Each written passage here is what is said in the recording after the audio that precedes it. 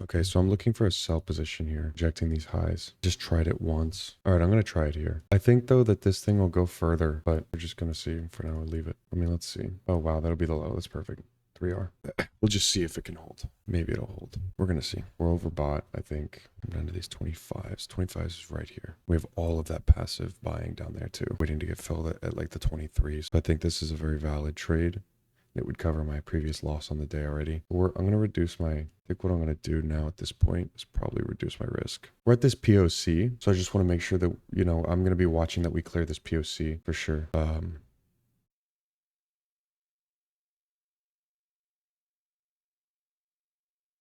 I do want to reduce my risk. Some sellers step in there. I think we're going to be just fine. I'm going to reduce risk there. So I just want to see us crash down to all these buyers waiting.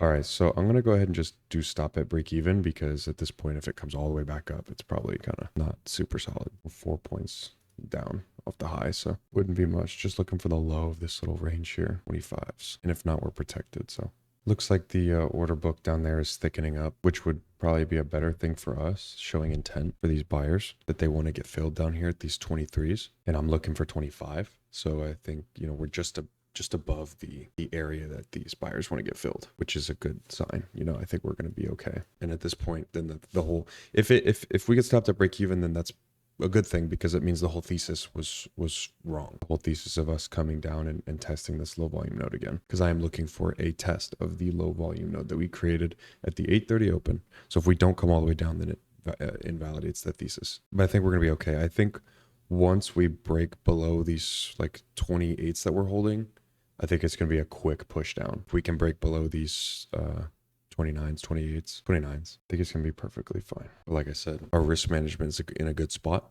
So if I'm wrong, I'm like definitely wrong. The market, the whole thesis is just, invalid, and I'm not caught on the wrong side of it. And that's just me protecting myself, just thinking ahead. It was a quick pop up. I liked that for the context of a short, because typically we pop up aggressively into absorption, like into a passive participant, when we get a reversal, but they might just want to hold this thing up. And you see I'm targeting, why I would be targeting these 25s is because all of this down here. So my take profit is here, and we want to see it continue even lower. So we're not looking for like the biggest move, but we're just looking for the majority of the move. And the reason we're sitting here stuck like this is because of the POC. You can see we're sitting on the POC here. See if these sellers can eat through all this passive buying. See if we can eat through that and get a pop lower. That's a good sign. Should move quickly through here. I'd say so far it's been pretty aggressive. Anything below like these 2930s has been started to show up aggressively. I have a hard time believing they're not going to be able to get down here.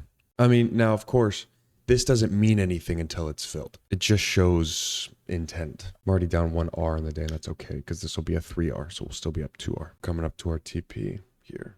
So we're just looking for 25. 25 is exactly that big ass negative delta too, which is a good key level. Nice. That's a TP right there. So the trade itself was $900, but I was down 1R.